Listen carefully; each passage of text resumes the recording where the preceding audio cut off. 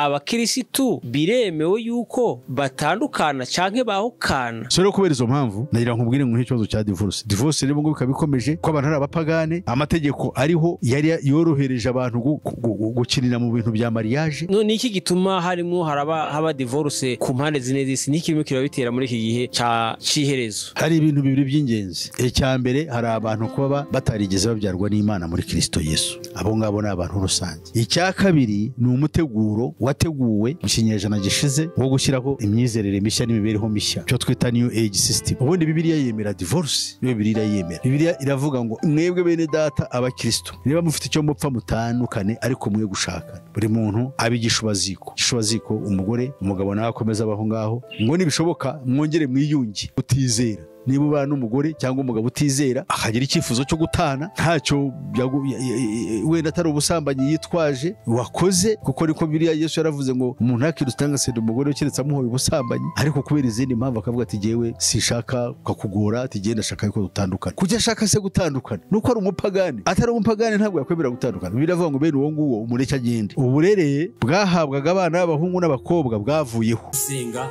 everyday, gusenga buri munsi. Nusenga uzanesha, nunanigwa gusenga uzaneshwa. Senga kakwihebura kandi reka kurira, yayindi yaturarataro bijyanyene. Reka kwihebura kandi reka kurira, yayindi yahungana ana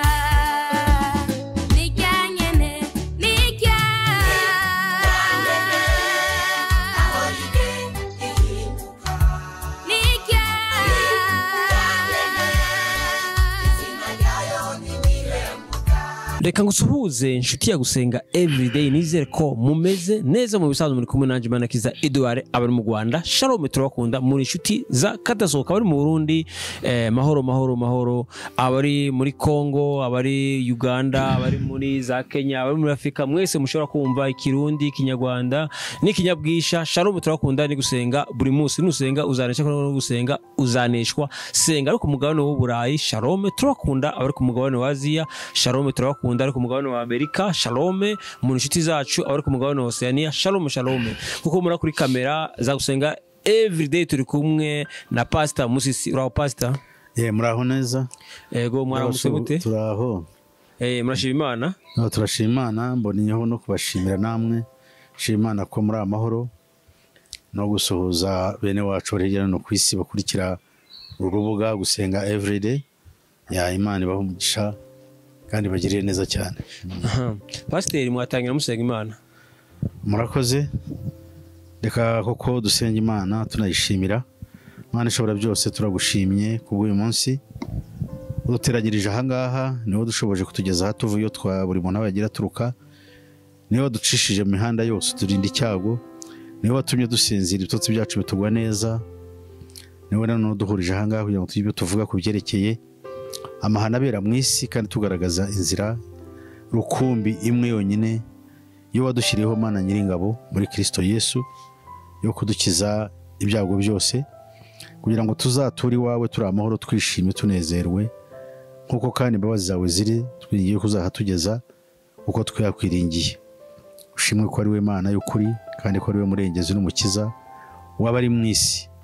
Tubyambarije byose rero mu izina ryawe Yesu Kristo umwami wacu, amen. Amen. Pasiteri, uyu munsi ushaka ko tuganiraho kuri divorce, gutandukana kw'abashakanye.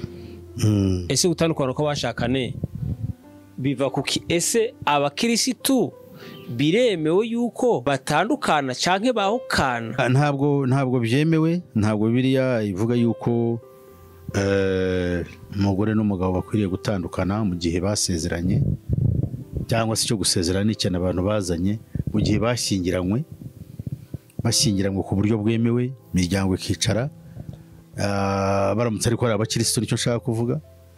Abakirisitu kandi mvuga, ntabwo mvuga abakirisitu ku idini, ndavuga abakirisitu babatijwe mu mwuka wera, kuko abo ngabo niba Imana ibona ari nabo bitwararika cyangwa se bashobora kubabazwa no gukiranirwa kwabo imbere y'Imana, kuko abo ngabo nibo bazi Imana iyo ari yo, kuko bahawe umwuka w'Imana ubahamiriza ibyo bizeye yuko ari ukuri. Naho iyo tuvuze abakirisitu, ngo abakirisitu gatolika, ngo abakirisitu ba kidive, ngo abakirisitu ngo b'abaprotestante, ibyo bintu ntabwo ari byo. Cyangwa abakirisitu numva ngo nabo umwuka nabo barahari, ariko byose bishobora kwitwa ayo mazina, ariko ababyitwa nyawo umuntu ku giti cyataragize abyarwa n'Imana. Ariko umuntu wese wabyawe n'Imana we arabyumva ibyo mvuga, kandi gusezerana kwe kuramureba. Niba afite yarashyingiwe cyangwa ararongoye, karongora umukobwa n'umukobwa nawe bakemenya bakabana, ibibaho by'ubuzima bagomba kwifatanya kandi bakihanganirana kugeza igihe bazatahira. Iyo mvuga ibyo ngibyo mashaka kwerekana ko sivuze ngo umwe abiho arihanda undi, kuko hari abantu bavuga ngo niko zubakwa. Ibyo nibyo abapagane baba batyo.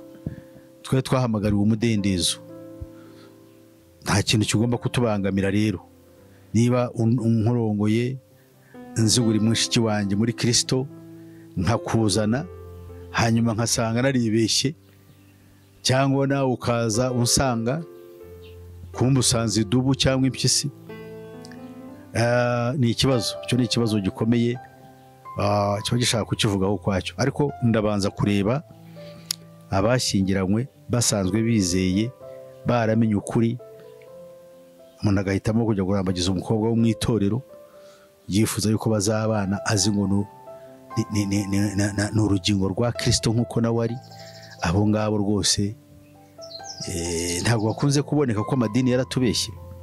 Amadini yaraje abantu abambika umwambaro w'ubukirisitu kandi atari bo. Ibyo rero bikaba ari ikibazo gikomeye cyane, ari byo tubona biza muri iyi minsi. Umuntu akabaho ngo ni umukirisitu, none ngo ni umukirisitu kandi bakabana n'abapagani, ugasanga ni ugushinyiriza, barabana. Icyo ni ikibazo gikomeye cyane, ariko byatewe n'idini. Amadini yazanye icyo kibazo, niyo afite urwo rubanza, kuko afata abantu akabambika ubukirisitu, kuko babatijwe nayo, bakomejwe nayo, bahawe amasakaramentu yayo, cyangwa se indi mihango yose, bakemerwa. Mu gitondo bajya gusaba, ugasanga abo bantu n'abapagani, kuko sinabarenganya, ni idini yabambitse uwo mwambaro. Icyitonderwa ariko, ntabwo idini ari Imana. None ntabwo bashobora kuba bareba umuntu wavuye ati uyu muntu niwe cyangwa uyu. Gusa icyo ndiye nakabaye mvuga ngo ubukristo bugomba kureberwa ku mbuto z'umuntu, ntabwo bukwiriye kureberwa ku muntu ngo nuko yicaye hariya ngo ni umukristo, ngo ni iki, ngo yabatijwe noneho amadini akamubwira ngo uyu ni umukristo. No, ugomba kuvuga ati uyu muntu agomba gukizwa. Iyo adakijijwe ngo yakire Yesu, gusa akaba ari membre w'idini, wowe umuyobora niba nawe warabyawe n'Imana, kuko abenshi bayobora amadini ntabwo baba ari abakristo. Ndavuga ku byerekeye kubyarwa n'umwuka. Wakabaye uvuga uti aba bantu, uyu muntu si we. Niyo mpamvu iyo afite uko yitwara kutari kwiza, ashobora guhabwa ibihano bijyanye nk'uko Bibiliya bitwigishije, kugira ngo abo bantu batinye, bamenye uko Imana ikwiriye kubahwa, cyangwa se bave mu mukumbi bagende. Nabyo birashoboka. Ubwo rero naringiye muri byinshi, ariko divorce ntabwo yemewe. Cyakora divorce bapagane ntacyo nabavugaho, kuko bafite amategeko yabo bagenga. Bategekwa n'amategeko y'isi niyo abagenga. So naba ari amategeko y'isi ari abagenga, rero niyo azabacira urubanza. Cyo nakora ku bapagane ni ukubabwiriza ubutumwa bwo kwakira Yesu Kristo. Abapagane se ni bande? Ni abari mu madini bose, mu gihe batigeze babyarwa na Kristo kubw'ijambo rye. Cyo nicyo mashaka kuvuga, kuko ubu ntabwo wabona umuntu kubwira ngo genda umupagane rwimbi, nta dini ngira. Naba hari ni bake cyane ku ijana, sinzi ko bagera no ku 10 mu gihugu nk'u Rwanda n'urugero. Ari rero, ariko niho hari za divorce ubu nyinshi. Abantu bara divorce buri munsi kandi bavuga ko ari abakristo. Basi none iki gituma haba divorce ku mpande zine z'isi? Niki kimwe kirabitera muri iki gihe cy'iherezo? Hari ibintu bibiri by'ingenzi. Icya mbere, hari abantu kuba batarigeze babyarwa n'Imana muri Kristo Yesu. Abo ngabo ni abantu rusange. Icya kabiri ni umuteguro wateguwe mu kinyejana gishize, wo gushyiraho imyizerere mishya n'imibereho mishya, icyo twita new age system. Ubwo buryo bwatangijwe mu kinyejana gishize cya 20 cyane cyane mu itangiriro ryacyo, ariko cyane cyane byagiye ahagaragara nyuma y'intambara ya kabiri y'isi yose. Ni gahunda yashyizweho n'umugore cyangwa umugirwakazi wa Illuminati witwaga Alice Ann Bailey. Aha rero nkundiye twareba uko iby'abapagane byo nari mbivuze, ariko vuge ku kibazo cyawe cyo wari umbwiye. Ikibazo cyawe kijyanye ngo kuki mu bihe by'imperuka iyo gahunda yateye imbere. Hari icyo bita 10 point charter cyangwa ingingo 10 zadusigiwe cyangwa zadutse nyuma y'intambara ya kabiri y'isi yose, muri ya gahunda yo guhindura abantu mu buryo buri social, abantu bahinduke ukundi, ari byo tureba ubu ngubu. Izi ngingo 10 zatangiranye n'iya mbere yari yo gukura kwigisha iby'iyobokamana mu mashuri. Iyo niyo ya mbere yigishijwe, nabwo ubu ngubu ikigishwa, aho bavuga yuko amashuri agomba kuba secular. Secular ni ukuvuga ibintu bitabogamiye ku myizerere y'iyobokamana. Hanyuma hakabaho icyo bita ingingo ya kabiri, kwari icyo bita reduce parental authority over the children. Gukora uko iyi ngingo ya kabiri avuga ngo hakorwa ibishoboka byose kugira ngo ababyeyi ububasha bafite ku bana bugabanyuke. Ariyo mpamvu abana kujya mu mashuri cyari ikintu gikomeye cyane. Igihe kirekire kimana na mwarimu niwe umwigisha ibintu byose, yashatse kumuyobya, yashatse kumuroga, mwarimu niwe ubana n'umwana. Ingingo ya gatatu yisabwa ni ugukura imyizerere ya gikristo mu miryango, ivuga yuko umuco yarezwe cyangwa yo ireresha abana bayo umuco wa gikristo. Ibyo bigomba kumera bityo. Ingingo ya kane kwari ukwemerera yuko guhuza ibitsina ku buryo noneho butagira rutangira. Noneho guhuza ibitsina utagira rutangira, udafite amategeko akugenga, kukabaho mu rubyiruko. Kandi ibyo rero kubera yuko biba bimaze kwemerwa ngo guhuza ibitsina kwemerwe, kugira ngo bigende neza, he kugira ikintu kikugora cyangwa gikoma imbere uwo munezero kuba muri ubwo mu guhuza ibitsina kutagira rutangira, gukuramo inda kugomba kwemerwa n'amategeko. Ubu rero bikwisa abantu barimo bakora, baravuga yuko bakuramo inda, ugasanga umuntu arakubwira ngo ibihugu byinshi ni amategeko, ariko no mu bihugu bindi batari babyemera. Mu bihugu byinshi bamaze kubyemeza, ariko naho bitari byemera ubu barwana no kubyemeza.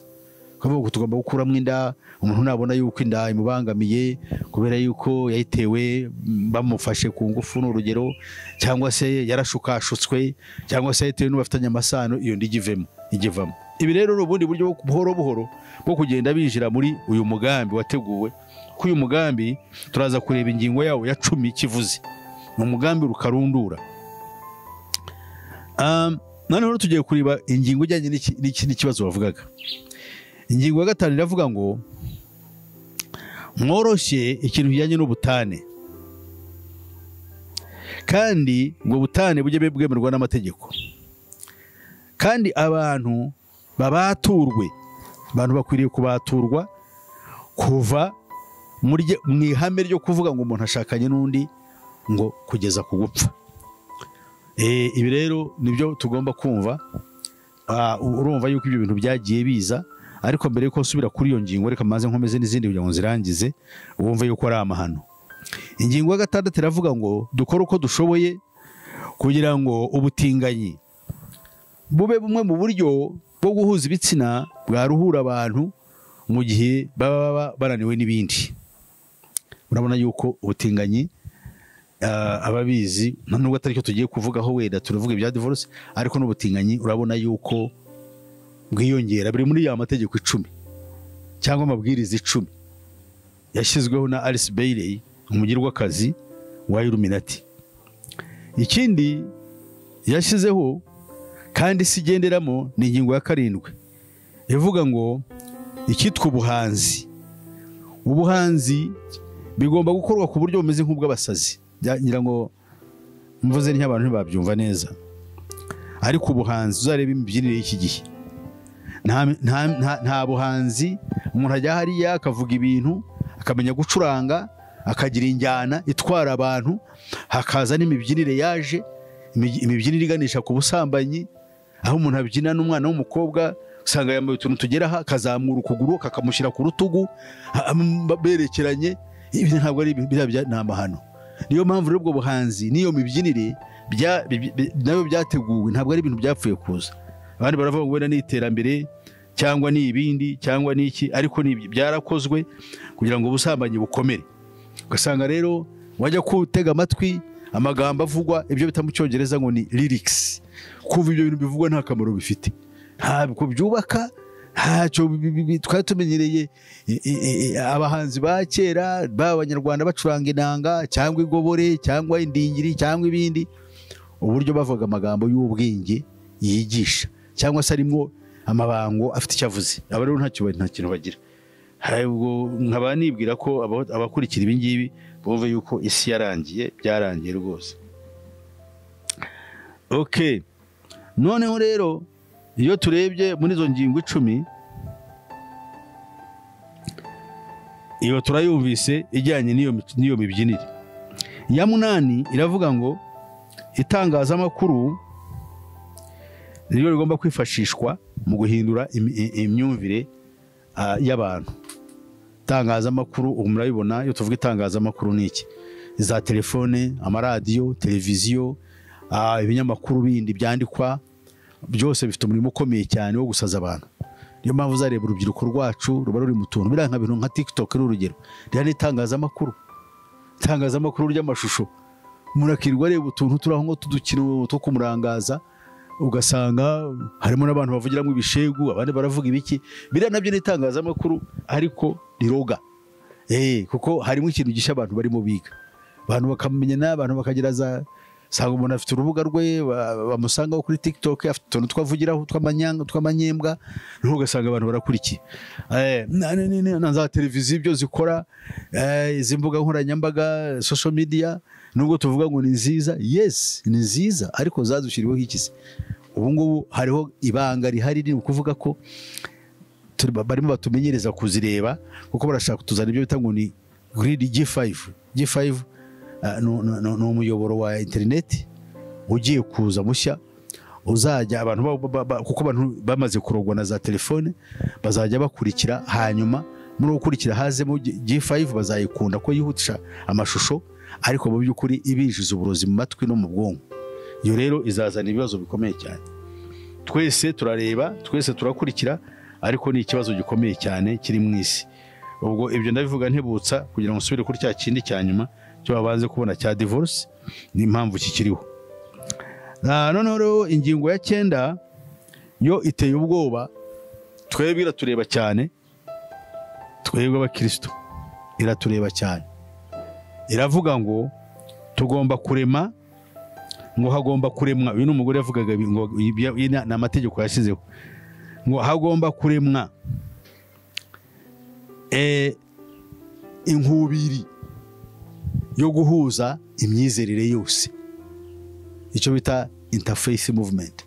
Abantu bose bagira idini rimwe. Ese ubu ntibihari? Ubu nibyo birimo bakora. Urabona yuko barimo babikora.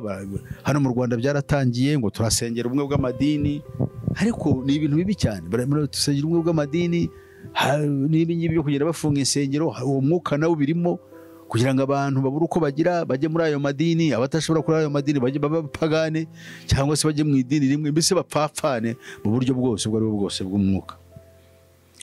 Ibyo rero birahari cyane cyane hibandwa ariko mu gusenya ubukristo. Buriya byose byo gufunga insengero n'ibindi no ku isi yose ntabwo biba bigamije kurwanya amadini yanditse bayakuraho ute ko amadini ari muco w'abantu nka Isilamu ni umuco, Buddhism ni umuco, Abahindu ni umuco, bariya bene wacu b'Abayahudi imyizerere yabo ni umuco wabo.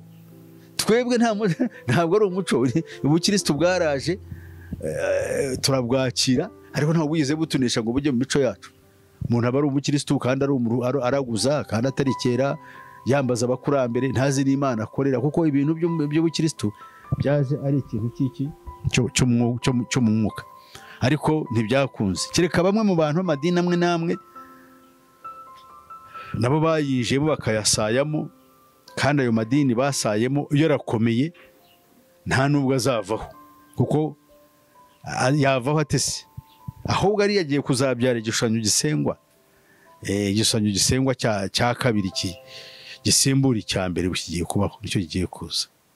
Iyo ni ingingo ya 9. Ingingo ya 10 rero kugira ngo dusubire ku ya 5 yacu ya divorce, iravuga ngo za leta zose zigomba gukora uko zishoboye. Iyi ngingo 9 twumvise, iyi ni ya 10, ariko ingingo 9 za mbere yuko zishyirwa mu mategeko. Amategeko yazo za leta zikaba arizo zashyira mu mategeko. So nubona ari ibintu biba, ntukavuge ngo ariko kibino bintu biba. Kandi leta ziri kwizibisabwa ku gahato, nazo zirakora mu buryo nabwo zitazi. Barazitegeka mukora ibi ugasanga basimbutse birukase. Umuntu arirukanka aragenda ko ari nibi nawe wamaze ariko bira bintu byo ko urabyumva nawe ntabizi, ariko azagibwaho n'urubanza. Ibyo byose ntamubwira yuko ari safe. Azagibwaho kuko yafashije umugambi wa Antikristo n'uwa Satani gutera imbere. Ibyo bizamuba. Yego, amadini hari icyo asabwa nayo. Amadini arasabwa kubiha umugisha. Guha umugisha ibi byose tureba by'ubutinganyi, guha umugisha imikorere iriho, guha umugisha ibigenda bijyanye n'izi gahunda, harimo na divorce bavugaga, cyangwa ubutane cyangwa gatanya, harimo n'ubutinganyi. Amadini arimo arijirirwa, n'abatari babyumva baraza kubyumva, kuko hari uburyo bwo kubikora biroroshye. Ugenda ukuraho abantu bamwe bavuga ngo barashaje, bakazana bato ngo baje ari amaraso mashya, ariko ni amaraso mashya muri fizike, ariko ntabwo ari amaraso mashya mu mwuka. Bageraho ngaho bagomba gukurikiza bya bindi babwiwe ko ntibigeze bakira Yesu. Kandi nakubwiye yuko divorce tuyisubiyeho ikibazo cyayo nakikubwiye. Divorce irakorwa irakorwa n'abatizera, kuko ntibamenye Kristo, ntibazi n'ibyo barimo, ariko bari mu madini. Ugasanga ahubwo amadini arirukanka babwira ngo divorce ntishoboka. Hari amadini yonzi nako menshi yitirwa ubukristo avuga ko unabushingiwe yo ntatanga divorce. Abantu babo yabashyize aho ngaho, ariko ni bande yima divorce n'abapagane batazi ibyo barimo.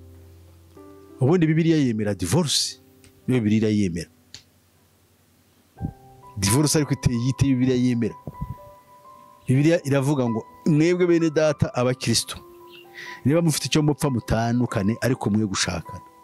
Buri muntu abigishubaziko umugore umugabo nawe akomeza abaho ngaho, ngo nibishoboka mwongere mwiyunge, kuko mushobora kuba ari mwapfuye, ariko kandi mwongere mwiyunge, ko muri umuntu umwe ntabwo mpamvu yo gutandukana. Bibiliya ikongera ikavuga ngo ariko umupagani nashaka gutanatana. Ibyo bivuze iki? Umupagani afite uburenganzira bukora ishyano, nashaka gutanagira ate atane. Iyo niko Bibiliya yigisha. Ubwo ni ukuvuga umupagani, ni ukuvuga nde? Unutizera. Niba ubana n'umugore cyangwa umugabo utizera, akagira icyifuzo cyo gutana, ntacyo wenda atari ubusambanyi yitwaje wakoze, kuko niko Bibiliya Yesu yaravuze ngo umuntu yakirutanga senda umugore ukiretse amuhoye ubusambanyi, ariko kubera izindi mpamvu akavuga ati jewe sishaka kukugora, ati genda shaka yuko dutandukana. Kujya shaka se gutandukana nuko ari umupagani. Atari umupagani ntabwo yakwemera gutandukana. Biravuga ngo bene uwo nguwo umureke agende kuko wowe icyo gihe uzaba ubohowe kuri we. Ariko ibyo Bibiliya ntabwo ijya ibyigisha. Basore, ibyo nibyo Bibiliya yigisha, ariko amadini ntabyigisha. Kuki amadini atabyigisha se? Amadini ntabara yuko umuyoboke wayo ari umupagani, abari ko umuyoboke wayo ari umwana w'Imana, ari umukristo. noneho bakambohera muri cya kiriva ngo ntugatandukane, kandi ari umupagani. Bibiliya iravuze ngo umupagani arabohotse agende, noneho ye kubera mushiki wacu cyangwa mwene data imbogamizi. Aya magambo dushobora kuyasanga mu Baroma, mu rwandiko Pawulo yandikiye Abikorino rwa mbere, usoma igice cya 7 cyose, cyane cyane uhereye ku murongo wa 15 gukomeza. Ibyo uzabihasanga. Abantu rero ntabwo babibwirwa, ariko twebwe ko turedepanda, ntabwo ngiye mvuga ngo baba we n'abavuzi bimusenyeri wanjye araza kubyumva ankorera ishyano. Aya ngiye mvuga ko musenyeri wanjye ni Kristo, sibyo se? Musenyeri wanjye ni Kristo. Rero mvuga ibye Jewe ntavuze ngo bishop wanjye, musenyeri wanjye rugize rute, biragatsindwa umuntu nkanjye kugira ikintu kindi hejuru kikambuza kuvuga iby'ukuri Imana yampaye muri iki, kandi byanditse muri Bibiliya. So rero kubera izo mpamvu nagira nkubwire ngo ikibazo cya divorce rero ngo bikabikomeje, uko abantu ari abapagane, amategeko ariho yari yorohereje abantu gukinira mu bintu bya mariage. Mariage ni ukuvuga urushako, kuko amategeko aravuga ngo nta mugore nta mugabo, nta mutware mu rugo. Ayo ni amategeko y'isi, kandi Bibiliya igenda itangaza n'abantu basezerana ku murenge kandi bakongera bakaza bagasezerana mu rusengero, kandi amategeko bakayemera uko ari. Two sets of law. Ntabwo ashobora kuba yakora amategeko y'imigabane ibiri y'amategeko kandi adahuye. Umuntu akajya hariya tugewe mumenye yuko mu rugo rwanyu mwembi muraringanira, kandi ufite amafaranga niwe utunga urugo, ntawe ubaza. Ntabwo ushobora kubaza umugabo ngo ibyo kurya birihe, nawe ugomba kubishaka.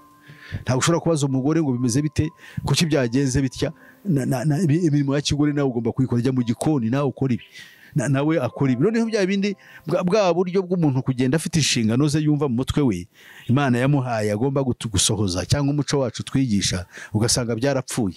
Ubyica aramara kubyica, amara yabishyize amategeko mu maboko yari yamwarwana, we yibereye hariya ashyize akaguru ku kandi, ntacyo bimubwiye. Ariko wowe uragiye urashwanye n'umugore, ibintu biracitse, umuryango urapfuye, abana bajugunyaho, ntawe uvuga, ntawe ugira ati. Ibyo ni ibibazo bikomeye cyane. Barabikorera ndetse barabikorera abapagane. Babandi bapagane bamara kuvuga ngo kizi tumaze kwingoretera dusezeranyije, reka tujye no mu rusengero. Bagera mu rusengero bati rero dore uko Bibiliya ivuga umugabo ni umutwe w'umugore. Urabwira abandi se? Urabwira abantu baje gusa kugira ngo basoze imihango bigendere. So ibyo bintu rero ni ibibazo bikomeye cyane. Ejo kuva ngo ibintu birashwanye, kuko buri muntu arumva ikimurinda. Umuntu yaje arashaka kugira ngo akwitoratozeho ko ufite imodoka, ufite inzu, iyo nzu muyigabane cyangwa iyo modoka muyirye, muyisangire, agukureho igishoro agende.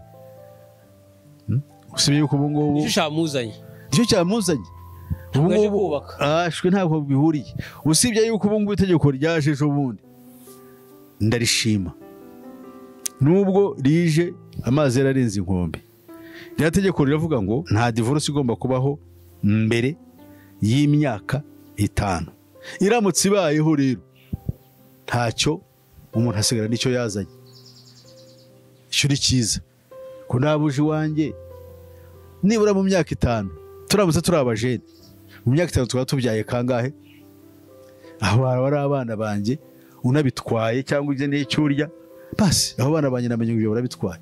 Usibye ko nabyo atari byiza, kuko abana ngomba kubarira, ntabwo bagomba kuba ngo bazaregwa na nyina hariya, sinzi ibyaho azabareresha. Ubwo genda avuga nk'umugabo ariko rero ibyo ngibyo bigomba kuba. Ariko ikindi bakozeho cyiza ni ukuvuga ngo ibyerekeye iby'umutungo ntabwo bikivugwa, ntabwo leta ikivuga ko burije abantu ngo muvye umusezeranye kugabana umutungo. Nimwe mu byemeranyaho mukiri iwanyu, iryo ni ibanga ryanyu. Ubwo rero uko muzakoresha ibyo ni byiza. Nawe kuvuga ngo basezeranye umutungo, harya ni ibiki umutungo muhahano bisesuye bwabano, hari ubwo utinya no kubivuga kandi mutima ari byo ushaka. Urugero, je ntabwo najya mu bukwe ngo numve ngo bavuze ngo gusasangira umutungo muhahano gusa. Bose bavuga umutungo uzute usesuye, kuko wirinda kuvuga ikintu cyatuma umusezerana akwikekaho cyangwa babara. Ariko iyo mubivuze hariya mukabirangiza biba birangiye. Umugore n'umugabo bamubirangije, sinzi uko mbivuga n'abari ku 100%, ariko niko nabyumvise. nimwe menye uko muzakora imitungo yanyu. Baraza bakagira bate bakabasezeranya, ariko still ya magambo ni yandi yo ntiyavuyeho yuko mwembi mureshya. Kandi Bibiliya siko itwisha bivuga ngo umugabo ni umutwe w'umugore, ntabwo ari umutwe ungana n'urutugu. Cyo tugomba kucyumva. None umugabo iyo yumvise yuko inshingano ze haba mu iyobokamana cyangwa mu muco rimwigisha iki? Rimwigisha kumva yuko ari we ari ufite inshingano mu rugo. Umugabo niwe ugomba kuvunikira urugo rwawe, niwe ugomba kumenya uko ukora. Ko umugore aratwita, umugore akora imirimo yo mu rugo, akora utuntu twose, kandi utwo tuntu twe dukora nizo nshingano ze. Ntabwo ushobora kumubwira ngo kuki utazanye ibyo kurya, kuki utahashye, ntabwo bikunda. Afite inshingano ze. Cyangwa nusanga yandaritse ibintu, nusanga ibyo bitoze, nusanga aho uryama hanuka, nusanga ibyombo uriraho bitogeje, aho ngaho umugore icyo wakimubaza. Ariko kubwira umugore ngo najye kuzana ibyo kurya abihahe, wese ishema ryawe nk'umugabo niri. Kubwira umugore ngo akwambike akugurira imyenda, ishema ryawe niri. Sivuze wenda ngo uhaze kwifuza kwe, ariko icyo ukora cyose ugikore ugamije kugira ngo ube ukora kiturutse kuri wowe. Okay, so rero ibindi ikindi nakongeraho ni ukuvuga ngo ngiyo imwe mu mpamvu zikomeye za divorce. Abantu bajya mu cyo bita institution of marriage, kwinjira mu bintu by'urushako batabyiteguriye. Uburere bwahabwaga abana b'abahungu n'abakobwa bwavuyeho. Kera umukobwa yabaga azi ngo niba igihe cyo gusabwa kigeze, akumva yuko yasabwe, yatangiraga no kwihisha, agatangira kujya mu cyumba kugira ngo batamureba, agatangira kuba ari kumwe na nyina amwigisha uko agomba kubaho, uko agomba gufata umugabo, uko agomba kuzajya mu rugo rwe akarwubaka, kandi arebera uko nyina yubaka. Aha ntabwo bihari bijyari cyakora njya hakurya, hari bene wacu bari hano hakurya mu gihugu cya Uganda,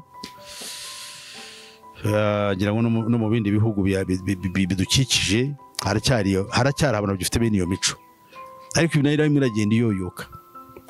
Noneho ugasanga umukobwa arakuze. Umunsi wo kurongorwa rero iyo wageze, hagenda nyirasenge igihe amara amwigisha uko agomba kwifata n'umugabo mu buriri. Turacyumva neza? Ntabwo twabyita ngo ni ibishezi, ngo ni ibiki. Oya, hari icyo byakoraga. Wa muntu akajya mu rugo akamenya uko afite umugore. Niba umugabo wameze atya, arashaka iki, ugomba kumugaburira, ugomba kumukorera iki, mu buriri bufite uko ugomba kwitwara. Ntutera umugabo umugongo, ntugira ute, ntushyira ukuboko hagati y'amaguru uryamye. Wari wabona umuntu ufata agasizira ukuboko ushyize mu maguru, ari umugore. Kera bitwaga gukungura. Ukuboko kwawe no gupfumata umugabo ntabwo uri gushyira mu maguru yawe hagati. Umugabo nawe akagira ibyo akora, ibyo abwirwa na se ko agomba kwifata, ibyo agomba gukora mu rugo. Noneho wa mukobwa iyo yagiraga ikibazo, nta nubwo yahukanaga, yajyaga kwa sebukwe. Sebukwe akaba ari we umenya ibibazo byabo mbere ko bijya mu muryango iyo umukobwa yaturutse, kuko yabaga yaraje muri urwo rugo nawe ari umwana wakiriwe. Bagomba kumutega amatwi, ibimubangamiye bakabyumva, atari nk'ibi ngibi byo ufata umwana w'umukobwa ukagira ngo ni ishyano. Yaje agusanga, ugasanga murahanganye, akaba nka mukeba wawe ngo ubwo uri nyirabukwe. Ibyo ni ibintu bipfuye byazanywe n'indambiya ya muri kino gihe.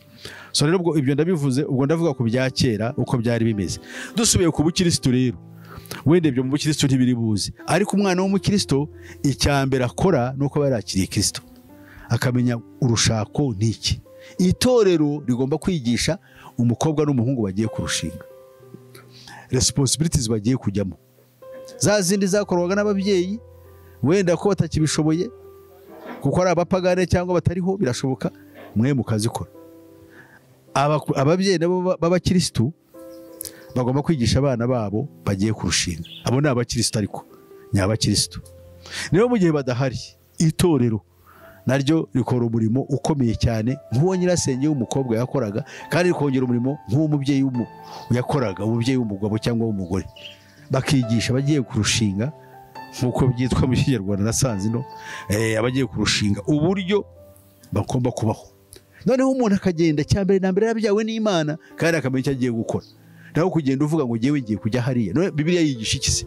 Bagabo mukunda abagore banyu nk'uko mugira mute, nk'uko mwikunda, nk'uko kuyakuye umubiri wawe wambaye, bariko ukunda umugore wawe. Namwe bagore mugandukire abagabo banyu. Ibyo ni ibintu byoroheje.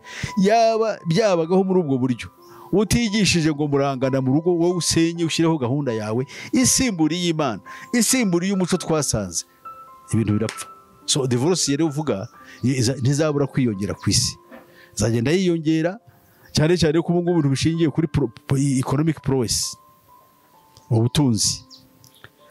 Umukobwa nawe afite akazi mu rugero, cyangwa afite amafaranga yacuruza, aho yakuye ntuhambaze, weya n'umurage yakuye iwabo, cyangwa se n'akazi yarose kamuha umushahara, wenda wowe nta urakora utuntu tworoheje, wowe uri imbere y'uri zero. Ariko ibyo ngibyo nanone ikibi cyabyo ni uko umuntu yemera kujya ku muntu, kujya gusanga umugabo wowe afata yuko ari zero, akemera yuko amubera umugabo, kandi azi ngo aramurusha amafaranga. So kugira ngo umuhungu nawe ushaka kujya ku mugore areba amurusha imibereho, amwihomaho ngo aragira ngo agire izina runaka, cyo nacyo ni ikibazo. Kuko wa mugore uzamuvuna, uzashaka yuko agufata yuko nk'umugabo kandi wakureba nk'umuboyi, kubera yuko wowe ibyo ukora birapfuye. Cyangwa se niba utuza urugo nk'uko mbese nagenda nkajya gukora n'umugore, nkagura akabati, nkakora ibintu byose mu rugo, wowe ukaza mu mashoka gusa kuryama, ntabwo bikunda icyo gihe. Kuko according to the natural law, dukoresha amategeko ya kamere y'akavukire, imyuko muntu bikunda. Burya umugore yaza ntacyo afite, nta n'ifaranga rimwe yazanye, kandi akagutegekera mu rugo, akagira ijambo muri urwo rugo. Ariko wowe udari ntacyo ufite muri umugabo, nta jambo ugira muri urwo rugo. Kuko niko Imana yabiremye umugore, ntacyo asabwa gusa kuza akemera kuba umugore. Iyo yamenye kuba umugore akicara akabona igihe nyiri urugo, aranarubura, usanga aburana avuga ngo ngiye urugo ni urwanjye. Kandi ashobora kuba nta ntebe yaguze cyangwa igikombe kiri mu kabati aho ngaho, ariko kuba ari umugore mu rugo, cyo bita the woman of the house, ni ukuvuga ngo urwo ni urugo rwe. Ndetse iyo abonye n'undi muntu ushaka umugore wundi ushatse kuza agacaracara, arabati mvira mu rugo, ni urugo rwanjye, kandi ugasanga afite iyo power. Yes. So rero ibyo twebwe dushaka kuvuga ni ibyo. Reka tugushime, tukubwire ngo Imana iguhe umugisha. Reka dushime nawe warubanye natwe muri kiganiro, tukubwire ngo Imana iguhe umugisha. Pasiteri, wasoza ubwira abantu nimero ya telefone? Urakoze. Njyewe ngira nimero ya telefone yanjye ariyo 0788 50 56 76. Murakoze cyane. Tubasaba ko buno butumwa ntubwihererane, ubutumwa ubuhereze inshuti yawe. Nuhereze inshuti yawe, uyu muntu yakanguka, kuko abantu benshi barasinziriye. Hari ibintu abantu basinziriyemo, hari ibintu barimo barakwirikira, barimo barumva bitagira umumaro. Ariko bino bintu ni inyigisho. Ibintu nurangiza kubyumva, aho waba uri hose, waba uri muri Afrika, waba uri ku mugabane wa Burayi, waba uri ku mugabane wa Amerika, waba uri ku mugabane wa Aziya, waba uri ku mugabane wa Amerika, tugusaba gose buno butumwa, nubona message ukabona buno butumwa, bwohereza inshuti yawe, uzadufashije kwamamaza ubutumwa bwiza. Imana ibahe umugisha, igana ubutaha. Shalom shalom. Amen. Gusenga everyday, gusenga buri munsi. Nusenga uzanesha, nunanigwa gusenga uzaneshwa. Senga.